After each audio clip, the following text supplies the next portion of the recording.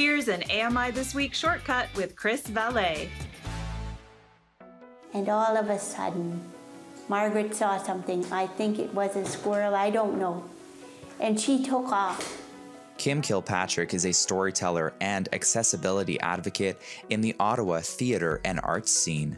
Well, I guess I grew up in a family where we all did a lot of helping out in the community in various ways. So I sort of thought that was normal. So because I've been blind all my life, I feel like I have things to give to people that are newer to that.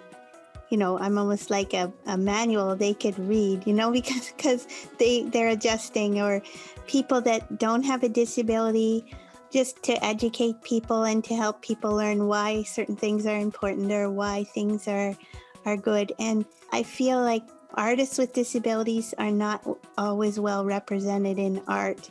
And so I'm honored and I feel grateful to be able to do storytelling and to put the perspectives out there in that way. I hope that what I'm doing is helping in our community, and I love it. So, you know, it doesn't feel like hard work when you really like it. Kim's friend and collaborator, Karen Bailey. I'm working in paint and she's working in stories. And really what we are both doing is telling stories, and that's what art is all about. And so the whole process is so similar. So I think it doesn't matter, you know, whether you can see or not, or, you know, if you couldn't hear, you could still understand what a musician goes through in their process, because it's all about the creative process. And Kim has such an in-depth understanding of that. I mean, it's like accessibility is her middle name, and she knows that everything is possible, and she's willing to work for that. Jessica Ruano, who is a community program coordinator at the Multicultural Arts for Schools and Communities in Ottawa, shares how Kim's work with children helps to break down barriers. They love her. And I think I can just speak to the fact that, you know, when I first met Kim years ago, she's just this instantly inviting person. She acknowledges you, she wants to hear about you, and she has this really warm personality that I think makes kids feel really comfortable. Like they can talk to her, they can ask her questions, they really want to hear about her and like listen to her perspective. She talks about, you know, her blindness and how that has always been her life, and for her it's normal. But for a lot of the kids, it's a really new thing. And so they might sort of at first, you know, look at her with curiosity, but eventually they start to see her as one of them and someone they can just chat with and learn more about.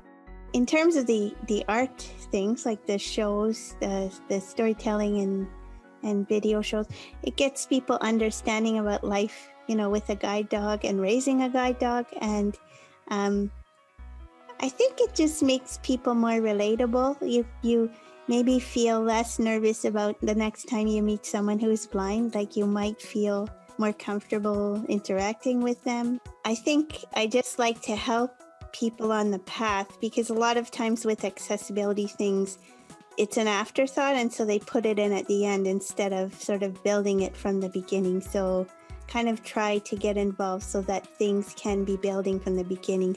Kim was named a 2020 Ottawa Trailblazer by CBC Ottawa for her work in accessibility. She sat down with Adrian Harewood at CBC to talk about her community work. Kim, I know we understand that the pandemic has amplified barriers for you, but that you continue to look for avenues to support your community. Can you tell us a bit more about this, Kim?